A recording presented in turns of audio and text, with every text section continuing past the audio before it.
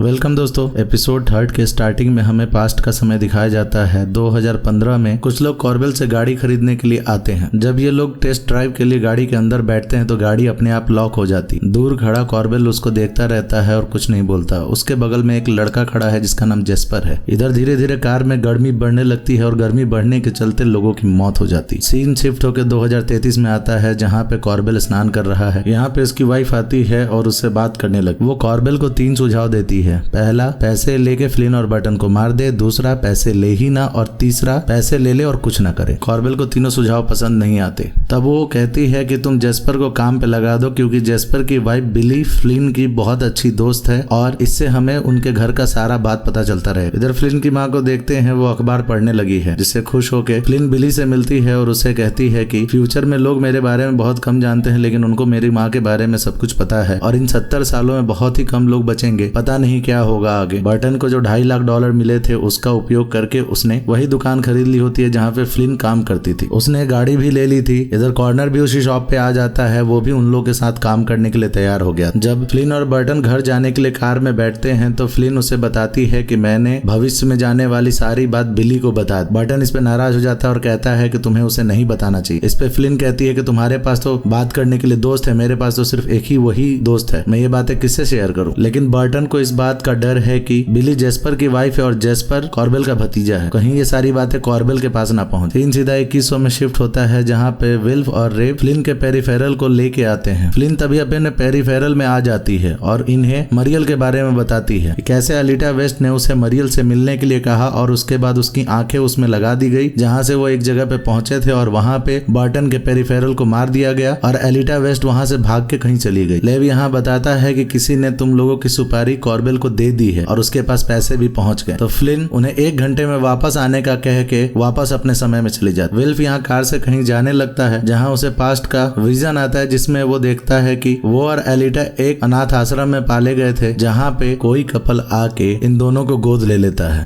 विल्फ अपनी माँ के पास पहुंचता है और उससे एलिटा के बारे में पता करने की कोशिश करता है। यहाँ हमें पता चलता है कि विल्फ का पिता मर चुका है। उसकी माँ कहती है कि मुझे एलिटा 1 महीने पहले मिली थी, उसने मेरे से बात करने की कोशिश नहीं की। जब मैंने उसे पूछा कि तुम कहाँ रह रही हो तो उसने कहा कि मैं लंदन के उस हिस्से में रहती हूँ जहाँ पे आखिरी बार बर्फ गिरी और इस पहेली को मैं आज तक समझ नहीं पाई। ये पहेली विल्फ को भी समझ में नहीं आती। फ्लिन अपने प्रेजेंट में आके बर्टन को सारी बातें बता देती है कि कॉर्बेल को भविष्य से पैसे मिले हैं ताकि वो हमें मार डाले, जिससे बर्टन कहता है कि हमें कॉर्बेल को मार देना चाहिए। तो फ्लिन उसे मना कर देती तो बर्टन सीधे कॉर्बेल से मिलने चला जाता। बर्टन सीधा मुद्दे पे आके कहता है कि हमारे ऊपर $9 लाख का इनाम है और अगर इससे कम तुम्हें मिल रहा है तो तुम घाटे में हो। इससे अच्छा एक सौदा मैं तुम्हारे साथ करता हूँ, मैं तुम्हें हर एक हफ्ते $2 लाख दूंगा और तुम मेरी फैमिली से दूर रहो। इतना कहते हुए वो अपने हाथ में बने हुए निशान के अंदर जो मशीन फिट है उससे अपने दोस्तों को कॉल करता है। तभी एक स्नाइपर गोली चलाता है जो सीधा कॉर्बेल के ग्लास को तोड़ देती है। तब बर्टन कहता है कि अगर तुम ये बात नहीं मानते तो एक सीधी गोली तुम्हारी भेजे को आर पार करके जाए। कॉर्बेल बहुत डर जाता है और इस बात को मान ले। टॉमी इन्हें देख के काफी हैरान है। इधर फ्लिन भी अपने फ्यूचर में चली जाती है जहाँ पे वो विल्फ के साथ एलिटा को ढूंढने लगती। ये लोग कुछ दूर पैदल चलने का सुझाव देते हैं और चलने लगते हैं। तभी विल्फ एक नई टेक्नोलॉजी की मदद से अपने आप को फ्लिन के पेरिफेरल से कनेक्ट कर देता है जिसके थ्रू जो फ्लिन देखेगी वो विल्फ देखेगा, जो विल्फ देखेगा वो फ्लिन देखेगा और दोनों अलग अलग होके एलिटा को ढूंढने लगते हैं। तभी एक रोबोट पुलिस वाली फ्लिन के पीछे पड़ जाती है। विल्फ को ये सब पता चल जाता है और वो वहाँ पे जल्दी से आता है। तब वो रोबोट उससे बोलती है कि ये पेरिफेरल रजिस्टर्ड नहीं है और मुझे इसकी जांच करने के लिए भेजा गया है। तो विल्फ उसे एक झूठी कहानी बताता है कि उसकी गर्लफ्रेंड ने उसे छोड़ दिया है तो उसकी याद में उसने एक स्टफ बनवाया है और स्टफ को वो लेके घूम रहा है और इतना कह के वो फ्लिन के पेरिफेरल को किस करने लगता है जिसे देखकर रोबोट को यकीन हो जाता है और वो वहां से चली जाती। इधर फ्लिन अपने प्रेजेंट में आती है और वो उन्हीं यादों को महसूस करने लगती है जब विल्फ ने उसे किस किया। इधर साल 2100 के अंदर चेरिस और डेनियल भी एलिटा को खोज रहे हैं जहाँ पे उनके पास एक खबर आती है ग्रेस नाम की लड़की एलिटा की 1 साल तक रूममेट रही थी। तो चेरिस डेनियल को जल्दी से काम खत्म करने के लिए बोलती। चेरिस डॉक्टर ग्रेस से मिलती है और उससे फ्लिन के पेरिफेरल का एड्रेस तुमने ही एलिटा को दिया होगा, जिसपे ग्रेस उससे माफी मांगने लगती है। तो चेरिस कहती है कि तुमने बहुत ही देर कर दी, मैंने तुम्हारी चाय में एक केमिकल मिला दिया था जो मधुमक्खियों को आकर्षित करता है। और इतना कह के वो वहाँ के सारे डोर्स ओपन कर देती है जहाँ से मधुमक्खियां आती हैं और ग्रेस पे हमला कर देती और ग्रेस वहीं मारी। प्रेजेंट समय में हम बिली और जेस्पर को साथ देखते हैं जहाँ पे जेस्पर बिली को कहता है कि मैं अंकल से मिल के आ। तभी बिली उस बैग को खोल के देखती है जिसमें बहुत सारे पैसे। तो बिली जैस्पर से कहती है कि तुम अपने अंकल से पता करो कि ये पैसे उन्हें कौन दे रहा है। जैस्पर वो पैसे लेके अपने अंकल के पास पहुंचता है, जहाँ कॉर्बेल उसे बता देता है कि ये पैसे फ्लिन और बर्टन देते हैं। उसमें से वो कुछ पैसे जैस्पर को देता है और कहता है कि तुम्हें मेरा एक काम करना है, फ्लिन और बर्टन के साथ क्या हो रहा है इसकी जानकारी तुम बिली से जुटाओ और मुझे बताओ। इधर फ्लिन बर्टन से पूछती है कि तुम अपने दोस्तों के साथ जब कनेक्ट होते हो तो तुम्हें कैसा लगता है, क्योंकि आज मैं विल्फ के साथ कनेक्ट हुई। तो बर्टन बताता है कि यदि तुम पहली बार कनेक्ट हो रहे हो तो तुम्हें लगता है कि तुम्हें उस व्यक्ति से प्यार हो, इसीलिए संभल कर कनेक्ट होना। फ्लिन फिर से फ्यूचर में जाती है जहाँ पे वो विल्फ से मिलती है। विल्फ उसे बताता है कि मुझे एलिटा के बारे में एक क्लू मिला है। उसने एक पहेली मेरी माँ के पास छोड़ा जिसमें उसने कहा था कि वो वहाँ रहती है जहाँ पे लंदन में आखिरी बार बर्फ गिरी। फ्लिन ये पहेली सुलझा ले। फ्लिन विल्फ को लेके उसी जगह पे पहुंच जाती है जहाँ पे वही दीवार थी जहाँ पे वो पहले भी आ चुकी। वो उस दीवार को खोल के अंदर घुसती है जहाँ पे उन्हें पता चलता है कि यहाँ उनसे पहले कोई आ चुका है। तभी फ्लिन की नजर दीवार पे एक घड़ी पे पड़ती है और वो बोलती है कि एक ऐसी ही घड़ी मेरे पास भी, और जब मेरे डैड की मौत हुई तब से वो घड़ी बंद पड़ी है और उस पे हमेशा 2:15 का टाइम दिखाता है। तो विल्फ जाके उस घड़ी में भी सुइयां घुमा के 2:15 पे कर देता है। ऐसा करते ही सामने एक और दरवाजा खुलता है। जब वो अंदर घुसते हैं तो उन्हें वही कमरा मिलता है जहाँ पे उसके भाई के कैरेक्टर की आंखों का ऑपरेशन किया गया और वहीं पे 2 डॉक्टर के स्टफ और या पेरिफेरल कहे वो गिरे हुए। विल्फ उस पेरिफेरल में से एक डिवाइस निकाल लेता है और कहता है कि इसकी मदद से हम लोग बहुत सारी बातों का पता लगा सकते हैं। तभी फ्लिन को वहाँ पे एक उसके घर का प्रोटोटाइप मॉडल दिखता है जिसे देखकर वो हैरान हो जाती है। तभी डैनियल वहाँ पहुंच जाता। उसके साथ उसका एक रोबोट था। डैनियल अपने सुपरसोनिक गन से फ्लिन पे हमला करता है जिससे वो घायल हो जाती है और रोबोट विल्फ को पकड़ लेता है। तभी विल्फ अपने जूतों में से एक चाकू निकाल के रोबोट पे हमला करता है जिससे डैनियल का ध्यान भटकता है। तभी फ्लिन उससे उसका गन लेके डैनियल पे हमला कर देती है और वो डैनियल से पूछती है कि तुम हमारा पीछा क्यों कर रहे हो। तभी वो रोबोट उठ खड़ा होता है और फ्लिन पे हमला करता है। फ्लिन हट जाती है और उसका हमला सीधे डैनियल पे हो जाता है और डैनियल वहीं मारा जाता है। तब फ्लिन अपने सुपरसोनिक गन से उस रोबोट को भी मार डालती और उस रोबोट को कंट्रोल करने वाला कोई और नहीं चेरिस होती है और ये एपिसोड यहीं खत्म हो जाता है। एपिसोड 4 के शुरुआत में हम 2075 का लंदन देखते हैं जहाँ पे हमले के बाद भारी तबाही हो चुकी है, जिनमें बहुत सारे बच्चे इधर उधर बिछड़ गए हैं। उनमें से विल्फ और एलिटा भी थे। दोनों साथ में रह के चोरियां करते थे। फिर उनका रेस्क्यू कर लिया जाता है और अनाथालय में सभी बच्चों को भेज दिया जाता है। साल 2100 में विल्फ लेव को 2 डिवाइसेस देता है जिसमें से एक डिवाइस डॉक्टर का था और दूसरा डिवाइस एलिटा का था। यहाँ पे लेव विल्फ से कहता है कि इस डिवाइस के बिना एलिटा ज्यादा दिनों तक जिंदा नहीं रह पाएगी। सीन शिफ्ट होकर 2032 में जाता है जहाँ पे फ्लिन को अभी भी उस सुपरसोनिक गन के दर्द का एहसास होता है। वो बाहर बर्टन से मिलने चली जाती है। तभी टॉमी वहाँ आता है और उन लोगों से कहता है कि मैं अभी सरकारी मुलाजिम की तरह नहीं आया हूँ, मैं तुम्हारे दोस्त की हैसियत से आया। अगर तुम लोग किसी भी मुसीबत से गुजर रहे हो तो तुम मुझे बता सकते हो। और इतना कह के टॉमी वहाँ से चला जाता है। फ्लिन बर्टन को कहती है कि हमें टॉमी को सब कुछ बता देना चाहिए। बर्टन फ्लिन से कहता है कि वो एक पुलिस वाला है, उसकी सोच हमारे लिए कभी भी बदल सकती है। यहाँ फ्लिन को पता चल गया था कि उसके डस्टबिन को छेड़ा गया है जिसके अंदर उसने टॉमी वाली डॉल को डाला था। वो बर्टन पे गुस्सा हो जाती है और कहती है कि तुम हमें बिना बताए वॉर में चले गए। यहाँ पिताजी के डेथ के बाद मैंने ही सब कुछ संभाला। अभी बर्टन उसे शांति करा रहा था कि वो बेहोश हो जाती। इधर साल 2100 में चेरिस एक रोबोट को डैनियल की शक्ल देने की कोशिश करती है।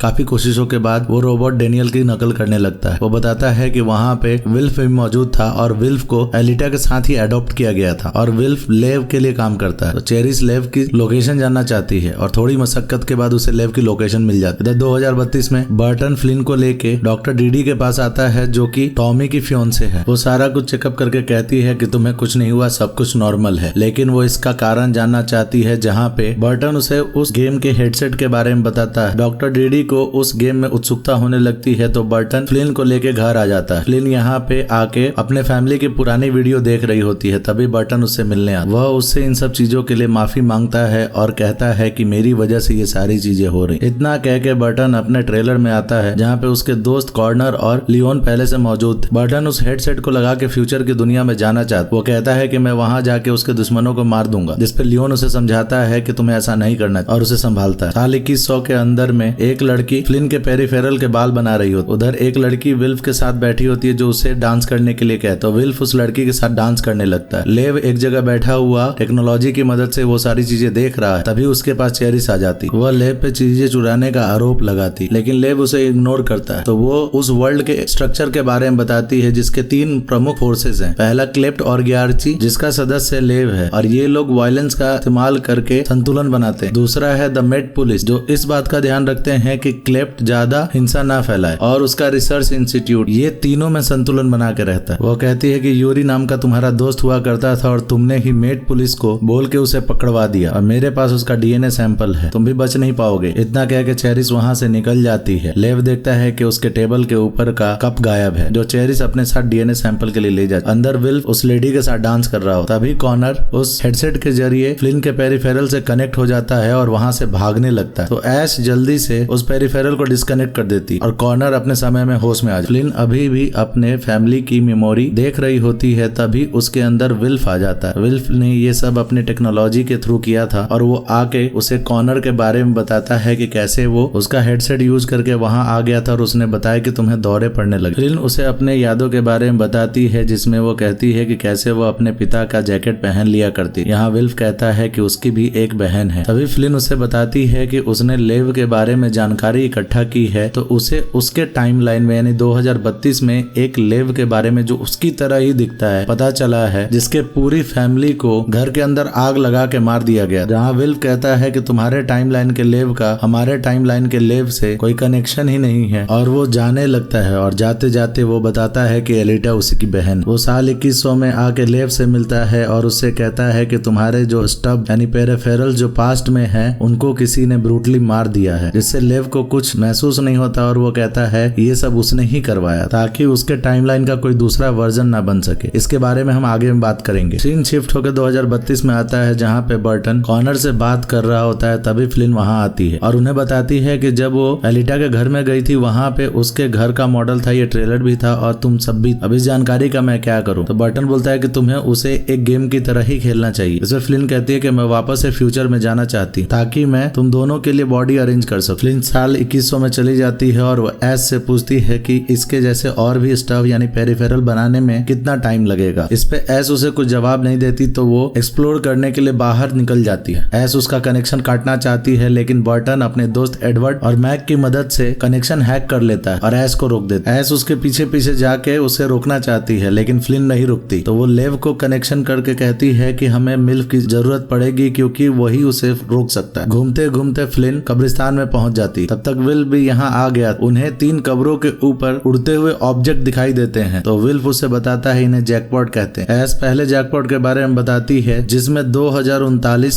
साल के अंदर पहले नॉर्थ अमेरिका में ब्लैकआउट होता है। ब्लैकआउट मींस बिजली सारी खत्म हो जाती है, अंधेरा हो जाता है, और ये सिलसिला पूरी दुनिया में फैल जाता है। उसके बाद वो दूसरे जैकपॉट के बारे में बताती है कि इसमें फाइलो वायरस पैंडेमिक हुआ था, जिसे वो ब्लड प्लेग भी कहते हैं, जिसमें बहुत सारे लोगों की मौत, और ये 2041 में हुआ था। इसके बाद उसे तीसरे जैकपॉट के बारे में बताया जाता है, जहाँ पे अकाल पड़ने के चलते 40 सालों में 700 करोड़ लोग मारे गए। इसके बाद वो आखिरी जैकपॉट के बारे में बताते हैं, जिसका नाम वो द एंड बताते हैं। ऐश बताती है कि इसके बाद अमेरिका में सिविल वॉर छूट गया और इसमें न्यूक्लियर मिसाइल का हमला किया गया, और ये मिसाइल वहीं गिराई गई थी जहाँ पे फ्लिन की फैमिली रहती है, और इससे पूरे दुनिया में तबाही मच गई। फ्लिन कहती है कि इन सब चीजों को रोको, और फ्लिन अपने प्रेजेंट में जाग जाती। बर्टन और कॉनर उससे बॉडीज के बारे में पूछते हैं, तो वो बोलती है कि मैं उस पे काम कर रही, और ये एपिसोड यहीं खत्म हो जाए। अभी तक के ये चारों एपिसोड दोनों वर्ल्ड के कनेक्शन के बारे में ही बता रहे हैं। ये अभी पास्ट में क्या हुआ, ये लोग क्यों करना चाहते हैं, यही दिखा रहे हैं। एलिटा कहाँ गई इसके बारे में कुछ नहीं बता रहे हैं। एलिटा ने पहले एपिसोड में क्या किया था, उस जगह पे क्यों पहुंची थी, अभी ये आगे नहीं बढ़ रहा। अभी इन्होंने पीछे के प्लॉट डिस्कस किए हैं, आगे के प्लॉट्स हमें आगे के एपिसोड में हो सकता है मिलने को दिखे। तो आगे क्या होता है ये सब जानने के लिए हमारे चैनल के साथ बने रहे। धन्यवाद।